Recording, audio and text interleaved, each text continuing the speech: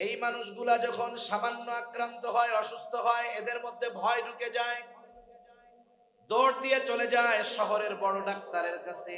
ডাক্তারও বোঝে টাকাওয়ালা, আমি যদি ওকে অল্প টাকার ওষুধ দেই, ওর ওতে ইতমিনান হবে না, অন্তরের প্রশান্তি আসবে না। এই জন্য সম্পদওয়ালা টাকাওয়ালা মানুষ যারা, ডাক্তারেরা ওদের কোনো অসুস্থতা না থাকলেও ইচ্ছা করে 50,000 টাকার টেস্ট দেয়। কারণ দেখবেন টাকাওয়ালারা প্রাউড ফিল করে। আপনার কাছে এসে বলবে, চট্টগ্রাম শহরের অমুক ডাক্তারটা খুব বড় ডাক্তার। কেন? বলে আমি যাওয়ার সাথে সাথে আমাকে পরীক্ষা নিরীক্ষা করে 1,00,000 টাকার টেস্ট দিয়েছে, খুব বড় ডাক্তার। ডাক্তাররা বুঝে, মাইন্ড বুঝে, এই জন্য বিনা কারণে ওদেরকে পরীক্ষা দেয়, ওরাও কিছু ইনকাম করে। যাই হোক, তাকে পরীক্ষা দেওয়া হলো। 2-3 দিন পর পরীক্ষার ফলাফল নিয়ে, রিপোর্ট নিয়ে ডাক্তারের কাছে হাজির। ডাক্তার রিপোর্টটা দেখে বলে, শোনেন ভাই, আপনার শারীরিক অবস্থা কিন্তু ভালো না। আপনার হার্ট সমস্যা, হৃদরোগের সমস্যা, ডায়াবেটিক্সের সমস্যা, উচ্চ রক্তচাপ, সাথে সাথে কিডনিতেও একটু সমস্যা ধরা দিয়েছে। এখনের প্রফেশনাল বড় বড় রোগ হলো এইগুলা। ও যখন শুনতে পারছে কিডনি সমস্যা, হার্টের সমস্যা, ডায়াবেটিস, উচ্চ রক্তচাপ, সে প্রচন্ড ভীত হয়ে গেল। ডাক্তার এবার তাকে বলতেছে, শোনেন, আপনি যদি বাকি জিন্দেগি সুস্থ অবস্থায় অতিবাহিত করতে চান, তাহলে আমি যেই প্রেসক্রিপশন দিব, আমি যা বলবো হুবহু আপনাকে তা শুনতে হবে। ডাক্তার বলল, শোনেন, আপনি আগামী 6 মাস খাবেন আতপ চাউলের জাউ। জাউ চিনেন? নরম করে পাতলা করে রান্না করে আতপ চাউলের জাউ। এটা কিন্তু খুব প্রোটিন একটা খাবার, খুব উপকারী খাবার। তবে শর্ত হলো, আপনার যেহেতু উচ্চ রক্তচাপের মাত্রাটা বেশি, আপনি আতপ চাউলের জাউ খাবেন, তবে তার মধ্যে লবণ দিতে পারবেন না। দেখেন, দুনিয়ায় অভাব নাই তার, কিন্তু খাইতে পারে না, কারণ খাইতে দেয় না কে? আবার দুনিয়ায় নাই, তাকে কে খাওয়ায়? আল্লাহ তাআলা খাওয়ায়। কেমনে খাওয়ায়? আমাদের এলাকায় যদি কাউকে ইমাম হিসেবে নিয়োগ দেওয়া হয়, অধিকাংশ ক্ষেত্রে ইমামের খাবারের সিস্টেম হলো, যেই মহল্লার ইমাম তিনি ওই মহল্লার প্রতিটা বাড়িতে এক এক দিন ওনার খাবারের ব্যবস্থা। মনে করেন ওনার মহল্লায় 60টা পরিবার আছে, 60টা পরিবার, নিয়ম হলো এক এক ফ্যামিলিতে ওনার খাবার হলো এক এক দিন। 2 মাসে এক বাসায় খাবার খায় কয়দিন? জোরে বলেন। একদিন। যেই বাড়িতেই খাবার, আগের দিন ওই বাড়ির চাচি, মুরব্বী চাচাকে অথবা তার ছেলেকে বলে, শোনো, আগামী দিন হুজুরের খাবার কিন্তু আমাদের বাড়ি। আমরা নিজেরা প্রতিদিন যা খাই না খাই সেটা ভিন্ন কথা, কিন্তু হুজুর 2 মাসে মাত্র একবার খায়। ইমাম সাহেব, আমরা যা খাই তা তো হুজুরকে খাওয়ানো যাবে না। এক কাজ করো, বাজার থেকে একেবারে খাঁটি ভালো গরুর গোশত আনবা, একটা ভালো মুরগিও কিনে আইনো, রূপসাদা মাছ কিনে আইনো, ইলিশ মাছ কিনে আইনো। যাই হোক, হুজুর একটু বেশি খাওয়া দাওয়া হবে, তো এক কাজ কইরো, ফুলকলি থেকে ভালো একটা দইও নিয়ে এসো। ওই বাড়িতে খাবার, আবার পরের দিন যেই বাড়ি খাবে একদিনই খাবার। এইভাবে হুজুরের চলতেছে, ইমাম সাহেবের চলতেছে।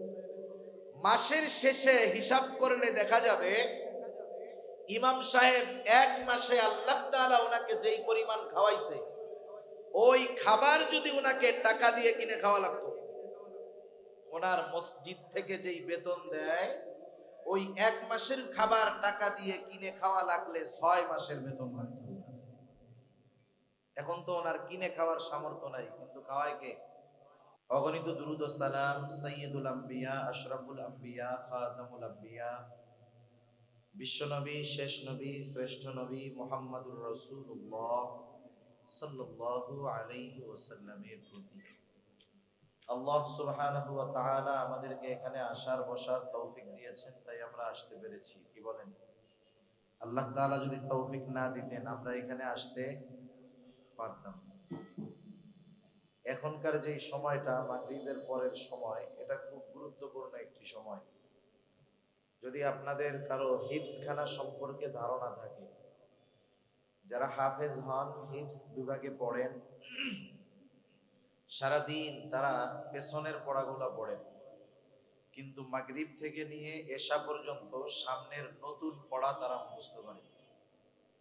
এর কারণ হলো এই সময়টাতে আল্লাহ তাআলার বিশেষ রহমত বর্ষিত হয়। গুরুত্বপূর্ণ একটি সময়।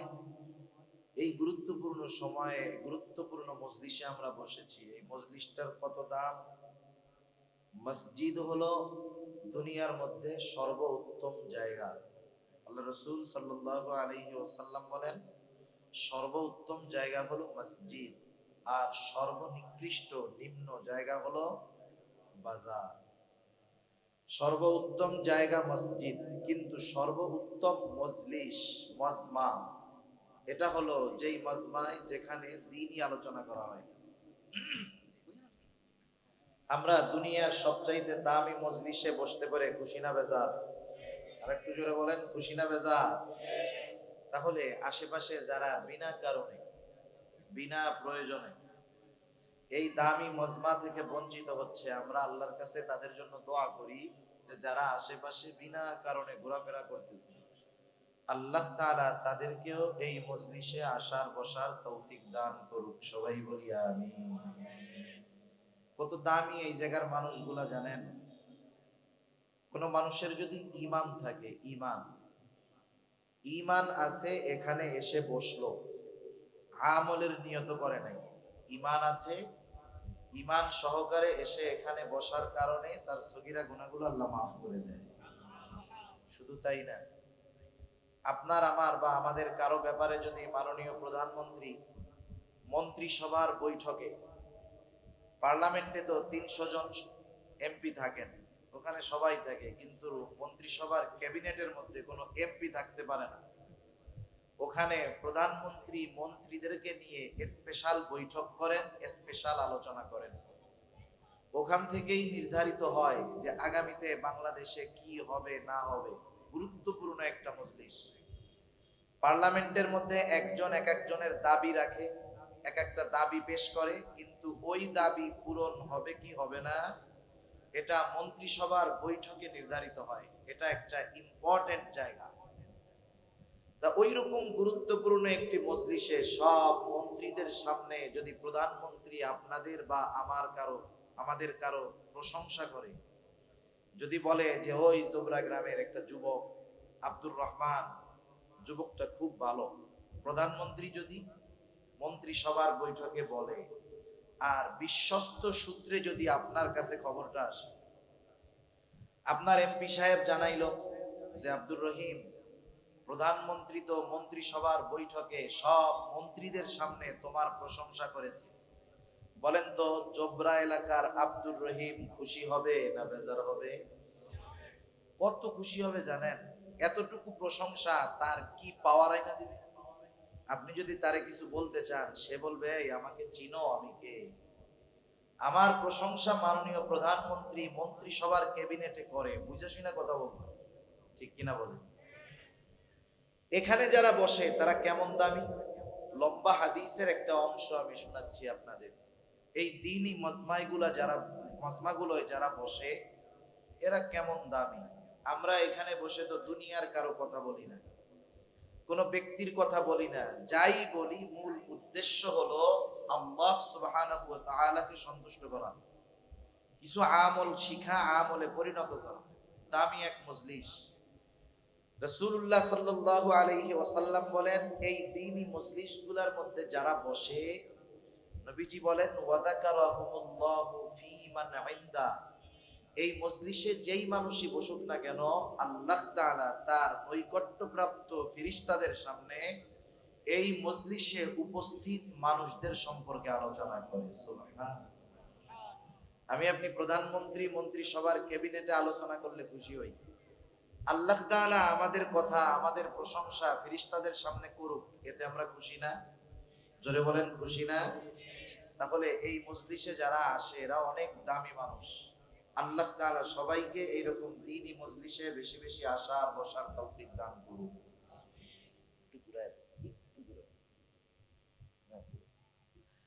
আমি আপনাদের খেদমতে পবিত্র কোরআনুল কারীমের একটা আয়াত ও রাসূল আকরাম সাল্লাল্লাহু আলাইহি ওয়াসাল্লামের অগণিত হাদিস থেকে একটা হাদিস পাঠ করেছি। আল্লাহ সুবহানাহু ওয়া তাআলা উক্ত আয়াতে কারীমার মধ্যে রাসূল আকরাম সাল্লাল্লাহু আলাইহি ওয়াসাল্লামকে ওয়াজ করার নির্দেশ দিয়েছেন, আদেশ দিয়েছেন। ওয়াজ করার আদেশ যে শুধু আল্লাহ তাআলা দিয়েছেন তা নয়, বরং আল্লাহ তাআলা নিজেও আমাদেরকে ওয়াজ করেছেন। কোরআনুল কারীমের মধ্যে আয়াতের সংখ্যা কেউ বলেন ৬৬৬৬ আয়াত, কেউ বলেন ৬৬২৩ আয়াত। সংখ্যাটা যাই হোক, এই ৬৬৬৬ আয়াতের মধ্যে মাত্র ৫০০ আয়াত হলো বিধানাবলী সংক্রান্ত। কত আয়াত? ৫০০। বাকি থাকে কত? ৬১৬৬ আয়াত।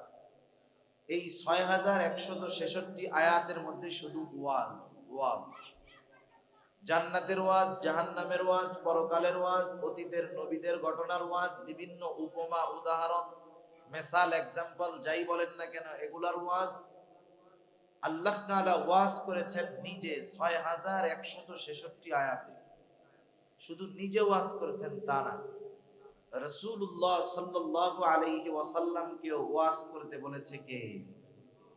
আল্লাহ তাআলা। আল্লাহ তাআলা বলেন, ওয়াযাক্কির ফাইন্নাদ যিকরা তানফাউল মুমিনিন। আল্লাহ রাব্বুল আলামিন বলেন, আপনি ওয়াজ করেন, নসিহত করেন, উপদেশ দেন। কেন আপনি ওয়াজ করবেন? কেন নসিহত করবেন? কেন উপদেশ দিবেন? আল্লাহ তাআলাই বলেন, ফাইন্নাদ যিকরা তানফাউল মুমিনিন। কারণ ওয়াজ, নসিহত, উপদেশ এটা মুমিনদের জন্য উপকারী। এই যে দেখেন, যুবকেরা এলাকাবাসীর সহযোগিতায় একত্রে আয়োজন করেছে ওয়াজের আয়োজন, এটা কিন্তু অনেক উপকারী, আমাদের জন্য অনেক উপকারী বিষয় এই ওয়াজগুলা। রাসূলুল্লাহ সাল্লাল্লাহু আলাইহি ওয়াসাল্লাম সেজন্য আমাদেরকে ওয়াজ করেছেন। হাদিসের পাতায় পাতায় রাসূল আকরাম সাল্লাল্লাহু আলাইহি ওয়াসাল্লামের ওয়াজ আছে।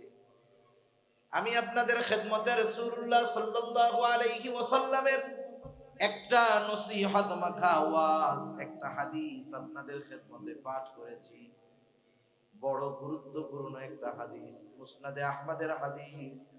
রাসূল আকরাম সাল্লাল্লাহু আলাইহি ওয়াসাল্লাম এই হাদিসের মধ্যে আমাদেরকে গুরুত্বপূর্ণ 4টি নসিহত তথা ওয়াজ করেছেন। 4টি বিষয়ের উপদেশ দিয়েছেন। কয়টি বিষয়? 4টি বিষয়। রাসূল আকরাম সাল্লাল্লাহু আলাইহি ওয়াসাল্লামের ওয়াজ নসিহতের উপরে আমল করতে পারলে প্রকৃত মানুষ হওয়া যায়। হাত পা থাকলেই মানুষ হয় না, চেহারা সুন্দর হলেই তাকে মানুষ বলে না। একজনের যদি চারিত্রিক বৈশিষ্ট্য খারাপ হয়, অনৈতিক ব্যক্তি হয়, জালেম হয়, চরিত্র তার যদি খারাপ হয়, আমরা অনেক সময় তাকে কি বলি? ওইটা মানুষ না, ওইটা মানুষের মতো দেখতে, কিন্তু ওইটা জানোয়ারের চাইতে খারাপ। আমরা বলি না এরকম? কিন্তু একজন কালো মানুষ, দেখতে ভালো না, বংশ ভালো না, কিন্তু তার আখলাক ভালো, আমল ভালো, আদবওয়ালা, আমরা কি বলি? লোকটা যেই বংশের হোক, দেখতে যেমন হোক, ওইটা মানুষের মতো মানুষ। ঠিক কিনা বলেন? তার মানে বোঝা গেল সম্পদ, চেহারা, বংশ, এগুলার কারণে মূলত মানুষ বলে মানুষ বিবেচিত হয় না। মানুষ হওয়ার জন্য কিছু গুণাবলীর প্রয়োজন হয়, কিছু জিনিস গ্রহণ করতে হয়, কিছু জিনিস ত্যাগ করতে হয়। যারা কিছু জিনিস গ্রহণ করতে পারে আর কিছু বদ খাসলাত ত্যাগ করতে পারে, এরা দেখতে যেমন হোক, বংশ যেমন হোক, এরা আল্লাহ তাআলার কাছে মানুষ বলে বিবেচিত হয়। ঠিক কিনা বলেন? আর যারা আমরা প্রকৃত মানুষ হতে পারবো, এদের দুনিয়া আখিরাতে কোনো চিন্তা নাই। কারণ প্রকৃত মানুষের মতো মানুষ যারা, এদের দুনিয়া আখিরাতের সব কিছুর জিম্মাদারি কে নেয়? আল্লাহ তাআলা নেয়। সেজন্য জীবন গড়ার জন্য, মানুষের মতো মানুষ হওয়ার জন্য আমাদেরকে ভালো কিছু গুণাবলী অর্জন করার দরকার। আমি রাসূল আকরাম সাল্লাল্লাহু আলাইহি ওয়াসাল্লামের যে হাদিসখানা পাঠ করেছি, উক্ত হাদিসের মধ্যে আল্লাহ তাআলা, আল্লাহর নবী প্রকৃত মানুষ হওয়ার জন্য যেই গুণাবলীগুলো দরকার, এর মধ্যে থেকে গুরুত্বপূর্ণ কয়েকটা গুণাবলী আল্লাহর নবী বর্ণনা করেছেন। শুধু তাই না, এই গুণাবলীগুলো যদি কেউ অর্জন করে, তার দুনিয়ার লাভ আছে। এই গুণগুলা অর্জনের মাধ্যমে শুধু যে পরকালে লাভ হবে তা না, দুনিয়াতেও লাভ হবে। দুনিয়া পাওয়ার নসিহত নবীজি করেছেন। এই 4 গুণ যে অর্জন করবে, আল্লাহ রাসূল সাল্লাল্লাহু আলাইহি ওয়াসাল্লাম বলেছেন, দুনিয়ার সম্পদ না থাকলেও দুনিয়ার কোনো কিছু তার মিস হবে না। সুবহানাল্লাহ। তাইলে আমরা দুনিয়া পাওয়ার জন্য হইলো একটু শুনি, কি বলেন? قال رسول الله صلى الله عليه وسلم أربع إذا كنا فيك فلا عليك ما فاتك من الدنيا। রাসূলুল্লাহ সাল্লাল্লাহু আলাইহি ওয়াসাল্লাম বলেন, আরবাউন, 4টি জিনিস, ইদা কুন্না ফিকা ফালা আলাইকা, যখন তোমাদের কারো মধ্যে থাকবে। কয়টা জিনিস একটু জোরে বলেন, আবার বলেন, কয়টা জিনিস? 4টা জিনিস যখন তোমাদের কারো মধ্যে থাকবে, ফালা আলাইকা, কিন্তু দুনিয়ার কোনো কিছুই নাই। 4টি গুণ আছে কিন্তু দুনিয়ার কোনো সম্পদ নাই। নবীজি বলেন, তাতে কি কোনো অসুবিধা নাই? 4 গুণ আছে, দুনিয়ার কোনো কিছু নাও যদি থাকে, চিন্তা করো না। মা ফাতাকা মিনাদ দুনিয়া, এই 4 গুণ থাকার কারণে দুনিয়ার কোনো কিছু তার হাত ছাড়া হবে না। 4 জিনিস বা 4 গুণ যদি তার মধ্যে থাকে, দুনিয়ার কোনো কিছু হাত ছাড়া হবে না। এটা সাধারণ কোনো মানুষের কথা না। এই কথাটা যে মানুষ বলেছে, গোটা জিন্দেগিতে একটা মিথ্যা কথাও সে বলে নাই। সুবহান, তিনি আমার আপনার নবী। এখন 1 নাম্বার প্রশ্ন হলো, দুনিয়ার সম্পদ যদি না থাকে, তাইলে দুনিয়া হাতছাড়া হইল না, এটা কেমন কথা? আমি 2টা উদাহরণ দিলে বুঝতে সহজ হবে যে দুনিয়াতে থাকলেই খাওয়া যায় না, আর না থাকলেই যে খাইতে পারে না, বিষয়টাও এমন না। কথা বুঝতেছেন আপনারা? একটু দিলের কান সজাগ রেখে, মানে অন্তরের তো একটা কান আছে, কান যে শুধু যে এই চামড়ার 2টা কান তা না, এই অন্তরের সাথেও একটা কান আছে। চামড়ার কান দিয়ে শোনা যায়, শ্রবণ করা যায়, কিন্তু বোঝার জন্য হৃদয়ের কানের দরকার হয়। চামড়ার কান তো গরু ছাগলেরও আছে, ওরাও শোনে। গরু ছাগল শোনে না? বরঞ্চ মানুষের চাইতে কিছু কিছু জীব জন্তুর শ্রবণ শক্তির মাত্রা অনেক বেশি। আমাদের শ্রবণ শক্তির একটা লিমিটেশন আছে, তাই না? একটা পর্যায়ে আমরা শুনি, একটা সময় যদি ওই মাত্রা অতিরঞ্জিত হয়ে যায়, অতিরিক্ত আওয়াজ হওয়ার পরে আর আমরা শুনতে পাই না। কিন্তু কিছু কিছু প্রাণী আছে এমন আওয়াজ শোনে যেগুলো আমরা শ্রবণ করতে পারবো, কল্পনাও করতে পারি না। তাহলে বোঝা গেল, শ্রবণ শক্তি বেশি হলেই যে একজন মানুষ বুঝতে পারবে তা না। যার অন্তর ঠিক আছে, অন্তরের কান সজাগ আছে, সে বুঝতে পারবে। আর মানুষ যেটা বুঝতে পারে সেটা তার স্মরণ থাকে বেশি দিন, ঠিক না? আপনারা তো অনেক মানে ভার্সিটির পাশে তো শিক্ষিত মানুষ, আপনারা বুঝবেন, এটা বোঝা যাবে। কারণ আপনারা যখন অঙ্ক করছেন, অঙ্ক বলেন তো, অঙ্ক মুখস্থ করলে টিকবে কয়দিন? 1 সপ্তাহ টিকবে অঙ্ক মুখস্থ যদি কেউ করে। কিন্তু কেউ যদি একটা অঙ্ক বুঝে 50 বছর পরেও ওই অঙ্ক যদি তার সামনে দেওয়া হয়, সে পুরাপুরি না পারুক, যতটুকু করবে নির্ভুল করবে, কারণ সে অঙ্ক সূত্র অনুসারে বুঝতে পেরেছে, ঠিক কিনা বলেন? এজন্য মানুষ যেটা বুঝতে পারে এর স্থায়িত্ব বেশি হয়, আর যেটা বুঝতে পারে স্থায়িত্ব বেশি হওয়ার কারণে স্মরণে থাকে, আমল করা সম্ভব হয়। আর যদি শুধু কেউ শোনে, শুনতে ভালো লাগতেছে শুনি, বুঝি আর না বুঝি, তাইলে হুজুর এখান থেকে ওঠার আগে যা শুনছে সব হজম হয়ে যায়, ঠিক কিনা বলেন? এজন্য আমরা বুঝবার নিয়তে শুনবো, আল্লাহ তৌফিক দান করুন। প্রথমে যেটা বলতে চাই, থাকলেই যে খাইতে পারে তা না, আর না থাকলেই যে পায় না, বিষয়টা এমনও নয়। যেমন মনে করেন আপনাদের চট্টগ্রাম শহরে অনেক সম্পদওয়ালা আছে, এমনও মানুষ আছে কোটি কোটি টাকার মালিক, দৈনিক তার লক্ষ লক্ষ টাকা ইনকাম, লাভ। এমনও মানুষ আছে সমাজের মধ্যে অভাব নাই। মনে করেন এই মানুষটা অসুস্থ হয়ে গেল। যারা সম্পদের পেছনে বেশি ছোটে, ওরা অল্প অসুস্থ হলে মৃত্যুকে ভয় পায় বেশি। সম্পদওয়ালা 2 ধরনের হয়। এক ধরনের সম্পদওয়ালা হলো দিনদার সম্পদওয়ালা, যারা দিনকে প্রাধান্য দেয়, এরপরে দুনিয়া ইনকাম করে। নামাজ, রোজা, হজ, যাকাত, দান, সাদকা, এইসব বিষয় আগে, এরপরে তার দুনিয়ার লাইফ। এরকম অনেক কোটিপতি আছে না নাই, যে দিনের ব্যাপারে সে খুব কঠোর। আবার কিছু মানুষ আছে সম্পদ উপার্জন করতে গিয়ে দিনকে বাদ দিয়ে দিছে। সে দিনকে একটা অপশনাল বিষয় মনে করে, যে সপ্তাহে একদিন জুমা পড়লাম, প্রতি বছর 2 ঈদের নামাজ পড়লাম, মাঝে মধ্যে কেউ মারা গেলে জানাজা পড়লাম, এটাই মনে হয় দিন। দুনিয়ামুখী সম্পদওয়ালা যারা, দিন পরিত্যাগ করে যারা টাকাওয়ালা হয়েছে, এরা মৃত্যুকে বেশি ভয় পায়। মনে করেন লোকটা অসুস্থ হয়ে গেল, আর এখন যেই জামানা, অল্প অসুস্থ হলেই মানুষ ভয় পেয়ে যায় বেশি। দুনিয়ামুখী মানুষগুলা মৃত্যুকে ভয় পায় বেশি। যেমন করোনাকালীন সময়, আপনারা তো শহরের মানুষ, কতটুকু বুঝতে পেরেছেন জানি না। শহরের সম্পদওয়ালা যারা, এরা করোনার ব্যাপারে খুব সেনসিটিভ ছিল। শুধু সেনসিটিভ না, বিশ্ব স্বাস্থ্য সংস্থা ওদেরকে যা বলতো করোনা থেকে বাঁচার জন্য, ওরা তাই করতো। ঠিক কিনা বলেন? বিশ্ব স্বাস্থ্য সংস্থা বলতেছে মাস্ক লাগাইতে হবে, ওরা একটার জায়গায় 3টা লাগায়। মাশাআল্লাহ। বলছে যে ঘন ঘন হাত ধুইতে হবে, হাত যদি না ধোয়া যায় হ্যান্ড স্যানিটাইজার দিয়ে এটারে বারবার মুছতে হবে, একজনের থেকে 3 ফিট দূরত্বে দাঁড়াইতে হবে। যেই মানুষগুলা একটু অতি সচেতন, সম্পদওয়ালা, টাকাওয়ালা, মৃত্যুকে ভয় পায়, এরা ঘর থেকে সহজে বাইর হয় না। বাহির যদি হয় 3-4টা মাস্ক লাগায় একসাথে, এক পকেটের মধ্যে হ্যান্ড স্যানিটাইজার আর এক পকেটের মধ্যে স্যাভলন।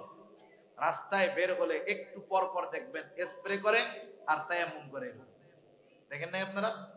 এরকম করে। শুধু তাই না, ওই সময় যখন এটা ব্যাপক আকারে সারা দেশে, আপনি যদি কারো পাশে গিয়ে দাঁড়ান, আপনার এসে মানুষ মনে করতো না, মনে করতো এটাই মনে হয় করোনা, লাভ দিয়া 3 হাত দূরে চলে যেত। ঠিক না? কিন্তু আমরা কি দেখলাম? এই ধরনের অতি সতর্ক মানুষগুলোই করোনায় অতি আক্রান্ত হয়েছে এবং অতি বেশি এরাই মরছে। ঠিক কিনা বলেন? এই মানুষগুলা যখন সামান্য আক্রান্ত হয়, অসুস্থ হয়, এদের মধ্যে ভয় ঢুকে যায়, দৌড় দিয়ে চলে যায় শহরের বড় ডাক্তারের কাছে। ডাক্তারও বোঝে টাকাওয়ালা, আমি যদি ওকে অল্প টাকার ওষুধ দেই, ওর হতে ইতমিনান হবে না, অন্তরের প্রশান্তি আসবে না। এই জন্য সম্পদওয়ালা, টাকাওয়ালা মানুষ যারা, ডাক্তারেরা ওদের কোনো অসুস্থতা না থাকলেও ইচ্ছা করে 50,000 টাকার টেস্ট দেয়। কারণ দেখবেন টাকাওয়ালারা প্রাউড ফিল করে। আপনার কাছে এসে বলবে চট্টগ্রাম শহরের অমুক ডাক্তারটা খুব বড় ডাক্তার। কেন? বলে আমি যাওয়ার সাথে সাথে আমাকে পরীক্ষা নিরীক্ষা করে 1 লক্ষ টাকার টেস্ট দিয়েছে, খুব বড় ডাক্তার। ডাক্তাররা বুঝে, মাইন্ড বুঝে, এই জন্য বিনা কারণে ওদেরকে পরীক্ষা দেয়, ওরাও কিছু ইনকাম করে।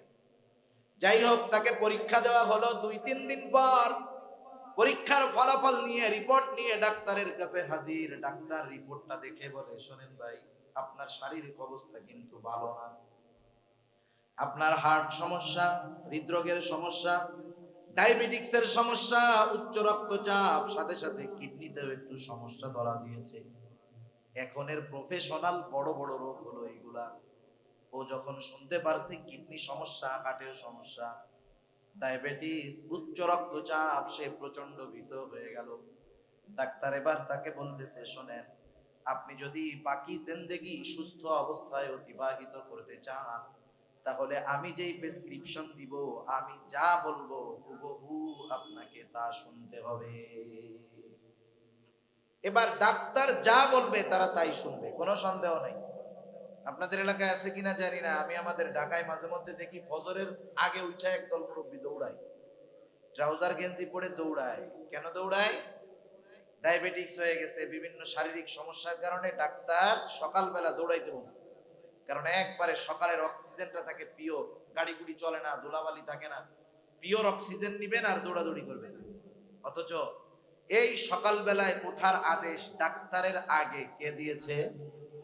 সেই সময় কিন্তু ওঠে নাই।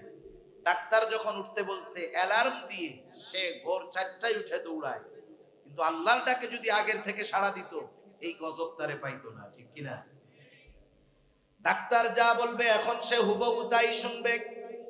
ডাক্তার তাকে কিছু ওষুধ দিয়ে বলল, শোনেন, এগুলা সেবন করবেন, সাথে সাথে আগামী 6 মাস আমি যা খাইতে বলি তাই খাবেন। কি খাবেন আপনি? পরিবারের মানুষ যা খায় খাক, আগামী 6 মাস আপনার খাবার হলো আতপ চাউল। ছিলেন আপনারা আতপ চাউল? চট্টগ্রামের মানুষ আপনারা তো আতপ চাউল খান। ডাক্তার বলল শোনেন, আপনি আগামী 6 মাস খাবেন আতপ চাউলের জাউ। জাউ চিনেন? নরম করে পাতলা করে রান্না করে আতপ চাউলের জাউ। এটা কিন্তু খুব প্রোটিন একটা খাবার, খুব উপকারী খাবার। তবে শর্ত হলো, আপনার যেহেতু উচ্চ রক্তচাপের মাত্রাটা বেশি, আপনি আতপ চাউলের জাউ খাবেন, তবে তার মধ্যে লবণ দিতে পারবেন না। এখন আমারে বলেন, মশলা তেল যতই দেন, লবণ যদি খাবারে না হয়, এটা গরু ছাগলেও খায় না। গরু ছাগল যদি কেউ লালন পালন করে থাকেন বুঝবেন, গরু ছাগলকে খাবার দিলে ও আগে অন টেস্ট করে, অন টেস্ট। জিব্বা দিবে ওই জায়গায়, জিব্বা লাগায় যখন দেখবে লবণ হয় নাই, ও খাবে না, আস্তে ওইটার থেকে মুখ ফিরায় নিয়ে চলে যাবে। তাহলে ওই লোকের সম্পদের অভাব নাই। কিন্তু আল্লাহ তাআলা যদি চায়, এমন সিস্টেম করবে, এমন খাবার খাওয়াইতে পারে যেই খাবার গরু ছাগলেও খায় না। ঠিক কিনা বলেন? যে কথার জন্য বললাম যে দেখেন, দুনিয়ায় অভাব নাই তার, কিন্তু খাইতে পারে না, কারণ খাইতে দেয় না কে?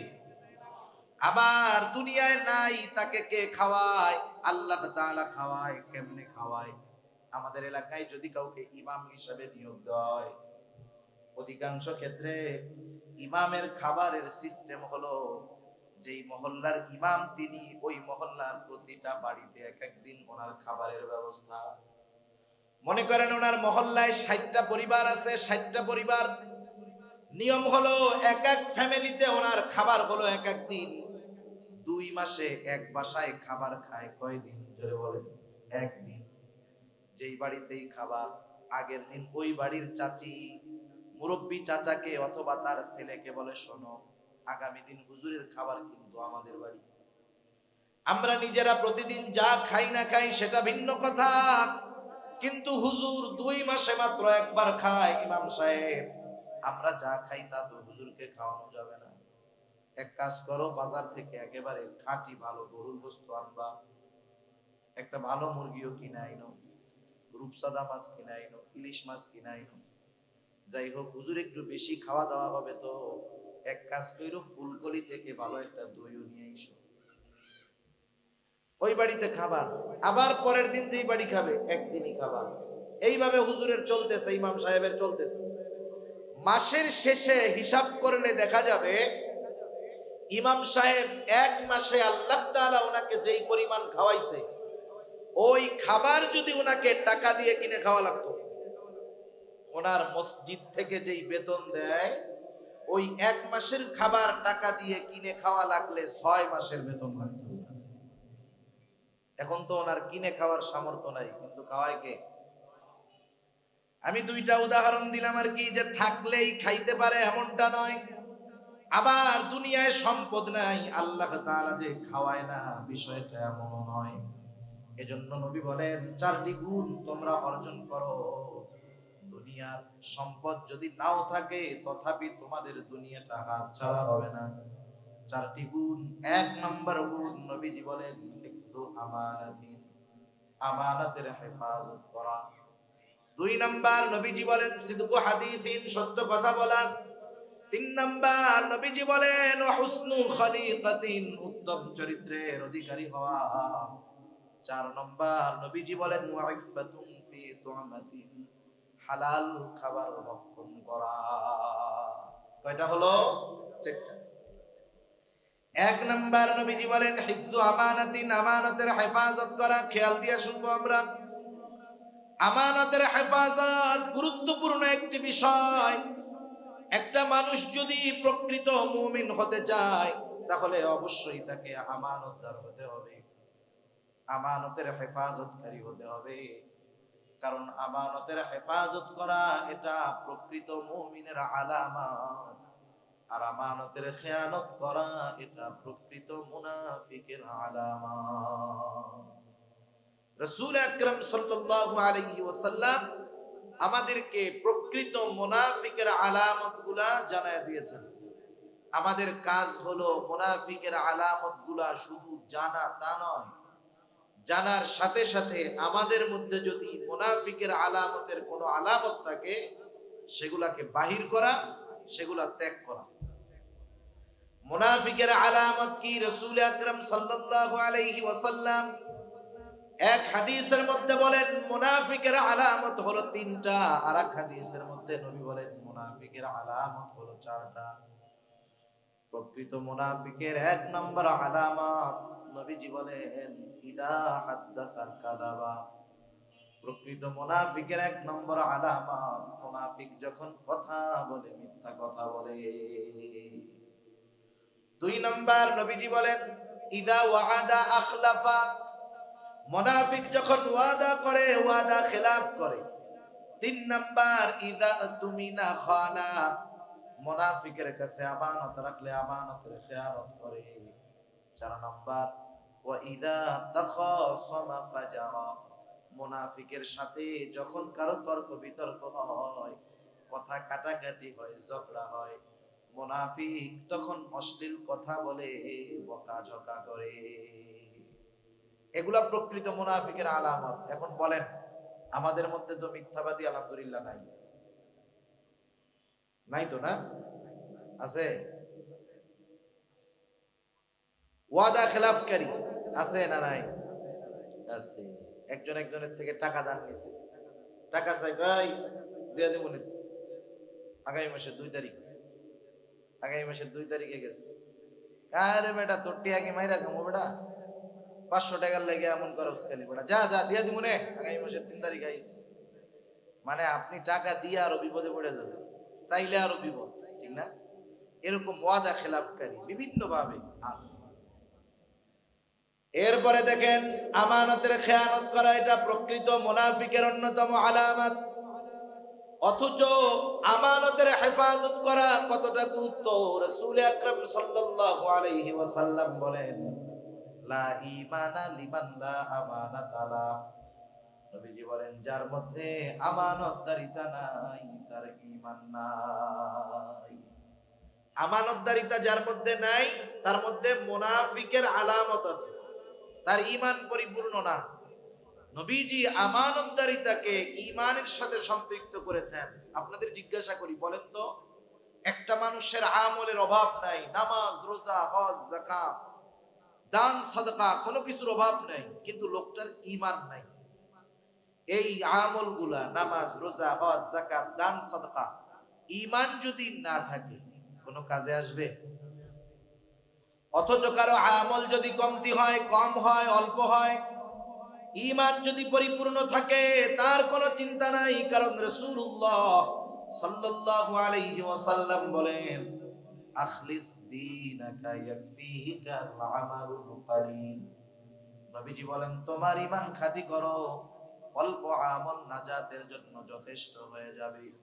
কিন্তু ঈমান খাঁটি না, ঈমান অসম্পূর্ণ, ঈমানের মধ্যে ত্রুটি, আমলের অভাব নাই, ঈমান পরিপূর্ণ না হওয়ার কারণে হয়তো ওই ব্যাপক আমলগুলা আল্লাহর দরবারে গৃহীত হবে না, কবুল হয়তো হবে না।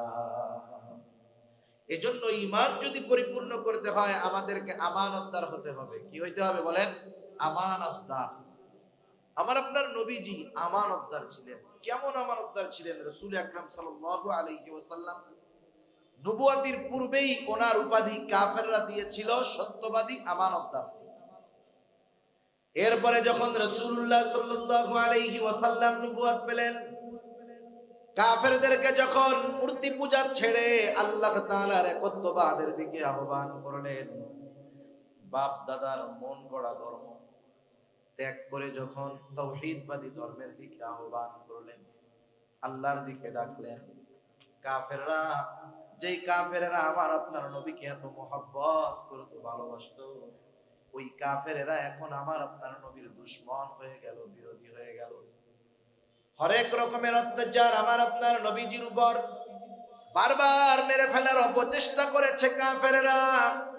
যতই নবীজির সাথে তারা দুশমনি করুক না কেন, শত্রুতা করুক না কেন, দিন শেষে ওই কাফেররা তাদের দামি দামি সম্পদগুলার নিরাপত্তার স্বার্থে যেই নবীজির উপরে অত্যাচার করত, জুলুম করত, কাফেররা দিন শেষে তাদের সম্পদগুলা আমার আপনার নবীর কাছে গিয়ে আমানত রাখতো।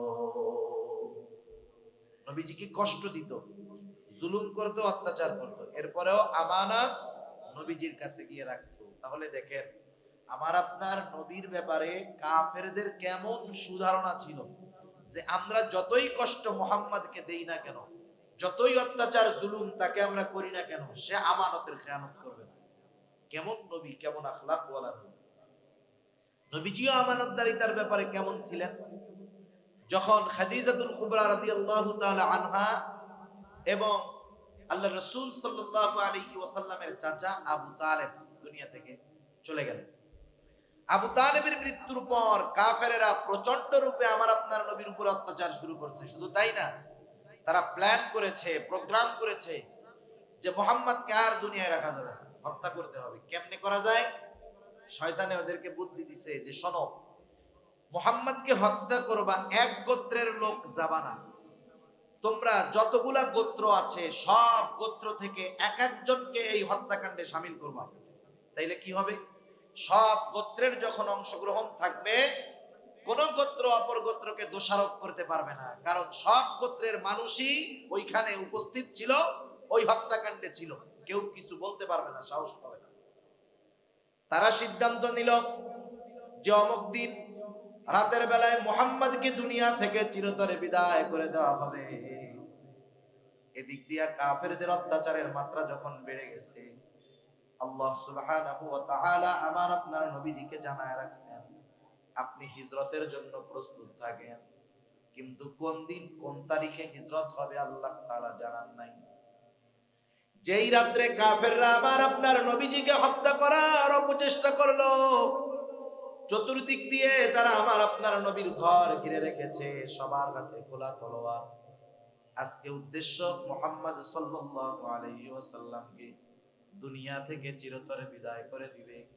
যেই রাত্রে তাদের ইচ্ছা হলো এইটা, ওই রাত্রেই আল্লাহ তাআলা জানায় দিলেন, হাবিব আজকের রাতটাই হলো আপনার হিজরতের রাত। কাফেররা আমার আপনার নবীর ঘর চারদিক দিয়ে ঘিরে রাখছে হত্যা করার জন্য। তাম দুনিয়ার মানুষ যদি একজনের ক্ষতি করার চেষ্টা করে, আল্লাহ তাআলা যদি তাকে নিরাপত্তা দেয়, বলেন তো সারা দুনিয়ার মানুষ মিলে তার ক্ষতি করতে পারবে? আল্লাহ তাআলা যদি কারো কোনো ক্ষতি করতে চায়, তাম দুনিয়ার মানুষ যদি তাকে নিরাপত্তা দেয়, বিপদ থেকে বাঁচানোর চেষ্টা করে, সারা দুনিয়ার সর্বশক্তি মিলে ওই ব্যক্তিকে আল্লাহ তাআলার বিপদ থেকে কেউ হেফাজত করতে পারবে? আল্লাহু খায়রুন হাফিজা, আল্লাহ তাআলা হলেন উত্তম নিরাপত্তা দানকারী। রাসূল আকরাম সাল্লাল্লাহু আলাইহি ওয়াসাল্লাম চতুর্দিকে কাফেররা ঘর ঘিরে রাখছে। এই অবস্থার মধ্য দিয়ে আল্লাহর নবী আল্লাহ তাআলার আদেশে ওই ঘর থেকে বের হয়ে তাদের সামনে দিয়ে চলে গেছেন, হিজরত শুরু করেছেন। কিন্তু নবীজি হিজরত শুরু করার আগে ঘরের মধ্যে ওনার বিছানায় হযরত আলী রাদিয়াল্লাহু তাআলা আনহুকে রেখে গেলেন। কারণ হলো নবীজি যখন হিজরতের উদ্দেশ্যে রওনা দিবে, তখনও কাফেরদের কিছু সম্পদ আমার আপনার নবীজির কাছে ছিল। হিজরত যে ওই রাত্রে করবে এটা আল্লাহ তাআলা আগের থেকেও জানান নাই। হযরত আলী রাদিয়াল্লাহু তাআলা আনহুকে আমার আপনার নবী বলে গেলেন, ও আলী, এই সম্পদগুলা যথাযথভাবে তাদের মালিকের কাছে পৌঁছায়া দিবা, এরপরে তুমি মদিনায় যাবা। নাইলে সম্পদগুলা যদি মালিকের কাছে পৌঁছানোর ব্যবস্থা না করা হয়, কাফেরেরা বলবে দেখো মুহাম্মদ পালায় গেছে, সাথে সাথে আমাদের সম্পদগুলাও নিয়ে চলে গেছে। ওই কঠিন মুহূর্তে চারদিকে শত্রুরা ঘিরে রাখছে, হত্যা করার জন্য আসছে। নবীজির দীর্ঘ সফরের প্রস্তুতি, ওই সময়ও নবীজি আমানতের ব্যাপারে কতটা সচেষ্ট চিন্তা করেন। আমরা হইলে কি করতাম? আমরা কইতাম, ওরে বাবা, যারা আমারে মারতে চায় ওদের সম্পদ ফেরত দিমু, যা আছে সব নিয়া আরো যদি কিছু নিতে পারি এইটি নিয়ে আমরা ভাবতাম, ঠিক কিনা বল? অথবা জান বাঁচানোর চেষ্টা করতাম আগে, আরে সম্পদ যার যার জায়গা, তাতে কি, আমি আগে নিজের জান বাঁচাই। কিন্তু নবীজি ওই কঠিন মুহূর্তে কাফেরদের আমানতের ব্যাপারে কতটা সচেষ্ট ছিলেন একটু একা একা চিন্তা করি। এখন আসেন আমাদের আমানতদারিতার অবস্থা কি একটু বোঝার দরকার আছে না নাই? আমাদের আমানতদারিতার অবস্থা কি? আর আমরা আমানতদারিতা বলতে কি বুঝি? আমরা আমানতদারিতা বলতে বুঝি আপনি আমার কাছে 500 টাকা রাখলেন, যথাসময়ে আপনার টাকাটা আমি ফেরত দিয়ে দিলাম। আপনি মনে করেন আমি বড় আমানতদার, হুজুর বড় আমানতদার, আর আমিও টাকাটা ফেরত দিয়ে মনে করি আমিও বড় আমানতদার। তার মানে আমানত আমরা শুধুমাত্র টাকা পয়সা লেনদেনের মধ্যে সীমাবদ্ধ করে ফেলেছি, কিন্তু আমানত এতটুকুর মধ্যে সীমাবদ্ধ নয়, বরং আমানত হলো ব্যাপক এক জিনিস। এগুলো যদি আমরা না জানি তাইলে পদে পদে নিজেদের অজান্তে আমরা খেয়ানতকারী হয়ে যাব। সেজন্য আমানত কোথায় কোথায় আছে আপনাদের জানার দরকার আছে। তো 1 নম্বরে আমানত হয় সম্পদের মধ্যে আমানত। সম্পদের মধ্যে আমানত, সম্পদের মধ্যে আমানত এটা কেমন জিনিস? আমার কাছে অথবা আপনাদের কারো কাছে যদি কারো সম্পদ থাকে, ওই সম্পদের মালিকের যদি অজানাও থাকে যে তার কিছু সম্পদ আপনার কাছে আছে কিন্তু ওর জানা নাই, এরকম অবস্থাও যদি হয়, তাহলে আমার আপনার দায়িত্ব হলো, আমি যেহেতু জানি ওই লোকটা এই সম্পদের মালিক, তার যদিও জানা না থাকে, আমার দায়িত্ব হলো তার সম্পদটা অবশ্যই তার কাছে ফিরাইয়া দেওয়া। সেজন্য আমার আপনার কাছে যদি কারো সম্পদ থাকে, এটা প্রকৃত মালিকের কাছে পৌঁছায় দিতে হবে। সম্পদের ক্ষেত্রে আমানতটা এরকম। এখন আমাদের সমাজে সম্পদের ক্ষেত্রে খেয়ানত হয়, খেয়ানতের অভাব নাই, অনেক পদ্ধতিতে হয়। সম্পদের ক্ষেত্রে খেয়ানত কেমনে হয়, একটা দুইটা পদ্ধতি আমি আপনাদের বলি। 1 নাম্বার উদাহরণ, মনে করেন দুই ভাই, বড় ভাইয়ের 2টা নাবালক বাচ্চা, একেবারে ছোট। বড় ভাই দুনিয়া থেকে চলে গেল, অঢেল সম্পদ রেখে গেছে বড় ভাই। ওই ছোট ইয়াতিম নাবালক বাচ্চা, ওদের বাবাও দুনিয়া থেকে চলে গেছে, দাদাও নাই, মাও নাই। এই ইয়াতিম নাবালক বাচ্চা এবং ওই বাচ্চাদের রেখে যাওয়া সম্পদ, বাবার রেখে যাওয়া সম্পদ, বলেন তো ওই ইয়াতিম বাচ্চা এবং ইয়াতিম বাচ্চার বাবার রেখে যাওয়া সম্পদ গুলার অভিভাবক এখন কে হবে? কে হবে? চাচা হবে। চাচার দায়িত্ব কি? চাচার দায়িত্ব হলো ভাইয়ের রেখে যাওয়া সম্পদগুলা যথাযথভাবে হেফাজত করা। ইয়াতিম বাচ্চাদের লালন পালন করতে, মানুষ করতে যেই সম্পদ ব্যয় হবে, ওই ভাইয়ের সম্পদ থেকেই তার সন্তানদের পিছনে ব্যয় করবে, সমস্যা নেই। আর ওই ইয়াতিম বাচ্চারা যখন বড় হবে, সম্পদ রক্ষণাবেক্ষণ করার যোগ্যতা অর্জন করবে, যেই সম্পদগুলা থাকবে যথাযথভাবে চাচা ওই ভাতিজাদেরকে বুঝাইয়া দিবে যে তোমার বাবা এই সম্পদ রেখে গেছে, এই জমি, এই দোকান, এগুলা তোমাদের। কিন্তু আমাদের সমাজে কি হয়, যদি বড় ভাইয়ের অঢেল সম্পদ থাকে, বড় ভাইয়ের ইয়াতিম বাচ্চা যদি থাকে, বড় ভাইয়ের মৃত্যুতে ছোট ভাই কষ্ট পায় না, বরং চিন্তা করে আরো ভালো হয়েছে। কেন ভালো হয়েছে? আমি তো সম্পদ কিছু করতে পারি নাই, আমার তো বড় ভাইয়ের একেবারে হাটহাজারি রোডের পাশে 10 শতক জমি আছে, যেই দাম, ওই 10 শতক যদি কোনো মতে আমি দখল দিতে পারি, ওইখানে যদি একটা মার্কেট বানাইতে পারি, আমার জিন্দেগিতে আর কি লাগে? আমিও তো বৈশা বৈশা খাবো, আমার পোলাপান গুলাও বৈশা বৈশা খাবে, পরবর্তী প্রজন্মের আর চিন্তা নাই। এইবার ওই চাচা ইয়াতিম বাচ্চাদেরকে ঠকায়া ওই 10 শতক জমি নিজের নামে যে কোনো সিস্টেমে দখল দিয়ে খায়, ইয়াতিমের হক নষ্ট করে, আমানতের খেয়ানত করে, বান্দার হক নষ্ট করে। বলেন এইরকম চাচা সমাজে কম বেশি আছে না নাই? এইভাবে অনেক সময় ইয়াতিমের অভিভাবক হয়ে ইয়াতিমের সম্পদের আমানতের খেয়ানত করে। এটা এক পদ্ধতি। আর একটা পদ্ধতি হলো, বাবা মারা যাওয়ার পরে বাবার সম্পদের মধ্যে বোনের যেমন হক, ভাইয়েরও তেমন হক। বাবার সম্পদের মধ্যে সন্তানের হক কতটুকু নির্ধারণ করে দিয়েছে কে? আরো জোরে বলেন কে? আল্লাহ তাআলা কোরআনুল কারীমের মধ্যে বলেন, ইউসিকুমুল্লাহু ফি আওলাদিকুম লিযযাকারি মিসলু হাযযিল উনসায়াইন। আল্লাহ রাব্বুল আলামিন বলেন, ইউসিকুমুল্লাহ, আল্লাহ তাআলা তোমাদেরকে ওসিয়ত করতেছেন। ওসিয়ত, আল্লাহ তাআলা যেটা ওসিয়ত করে সেটা চূড়ান্ত রায় হয়ে যায়।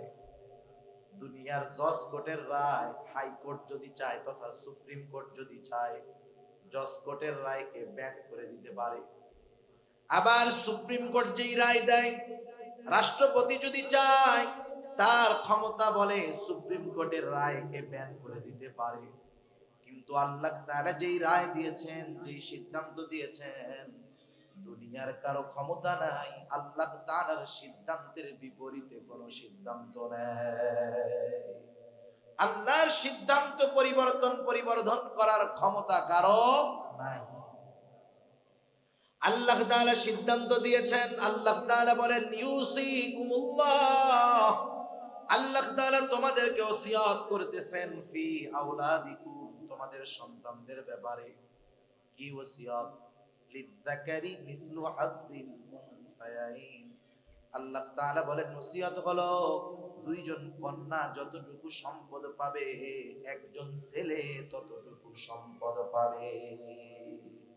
এই সিদ্ধান্ত কার? জোরে বলেন তো। আল্লাহ তাআলা। এখন বাবা মারা গেছে, বাবা মারা যাওয়ার পরে বোনেরা আছে, তাদের বিবাহ হয়ে গেছে, তারা আছে তাদের শ্বশুর বাড়িতে। বড় ভাই, বাবা মারা যাওয়ার পরে বড় ভাইয়ের উপরে দায়িত্ব হলো, এক নাম্বার, বাবা যদি কোনো ঋণ থাকে বাবার সম্পদ থেকে সেই ঋণ পরিশোধ করে দেওয়া। এক নম্বরে কি করবে?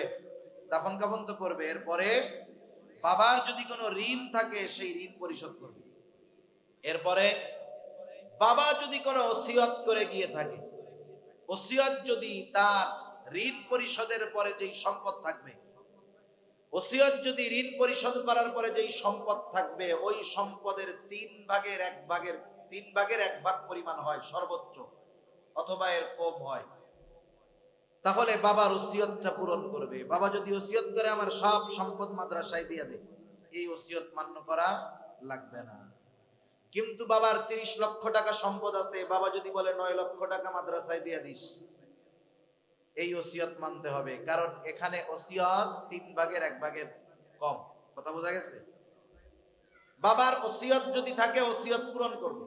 এরপরে বাকি যেই সম্পদ আছে, বড় ভাইয়ের দায়িত্ব হলো যথাযথভাবে বাবার ওয়ারিসি সম্পদগুলা যারা পাবে তাদেরকে বুঝায় দেওয়া। কিন্তু বাবা মারা যাওয়ার পর অধিকাংশ বড় ভাই এই কাজটা করতে চায় না, সম্পদগুলা নিজের কাছে রাখে, 8, 10, 15 বছর ধরে খায়।